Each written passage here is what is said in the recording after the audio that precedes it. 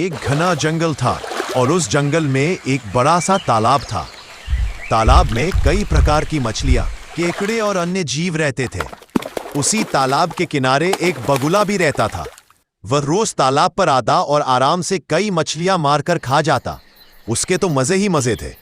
समय बीतता गया और बगुला बूढ़ा हो गया। अब वह पहले की तरह मछलियों का शिकार नहीं कर पाता था। भूखा और परेशान होकर वह तालाब के किनारे बैठकर रोने लगा। यह देखकर एक केकड़े ने उससे रोने का कारण पूछा। बगुले ने आह भरकर कहा, मुझे ज्योतिषी ने बताया है कि यह तालाब जल्द ही सूख जाएगा। तालाब सूखते ही यहाँ रहने वाली सारी मछलियां और जीव मर जाएंगे। मैं अपनी प्यारी मछलियों के मर जाने के दुख में रो रहा हूं। केकड़े ने यह बात तुरंत मछलियों और अन्य जीवों को बता दी। सब डरकर बगुले के पास पहुंचे और अपनी रक्षा का उपाय पूछने लगे। यह देखकर बगुला भीतर ही भीतर बहुत खुश हुआ। उसकी चालाक योजना सफल हो रही थी। उसने कहा, यहां से थोड़ी दूरी पर एक झील है, उसका पानी कभी नहीं सूखेगा। मैं रोज तुम सबको अपनी चोंच में पकड़कर वहां छोड़ आऊंगा। एंड। भोली भाली मछलियां और तालाब के जीव बगुले की चिकनी चुपड़ी बातों में आ गए, लेकिन असल में बगुला उन्हें झील नहीं ले जाता था। थोड़ी दूर उड़कर वह उन्हें पास की चट्टान पर पटक देता और आराम से खा जाता।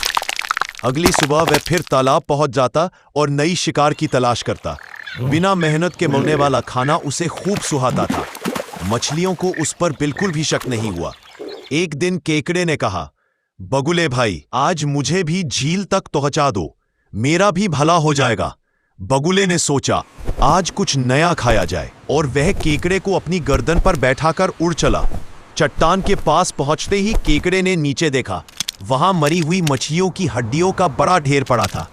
वह तुरंत समझ गया कि बगुला कितना बड़ा धोखेबाज है। उसने बिना देर किए अपने तीखे पंजों से बगुले की गर्दन काट दी। बुरी तरह घायल बगुला नीचे गिरा और मर गया। केकड़ा उसकी कटी गर्दन उठाकर धीरे धीरे तालाब की ओर लौटा। उसने सबको बगुले की सच्चाई और उसके छल के बारे में बताया। सभी जीवों ने केकड़े की समझदारी और साहस की प्रशंसा की। इस तरह केकड़े की बुद्धिमानी से बाकी सभी मछलियों और जीवों की जान बच गई।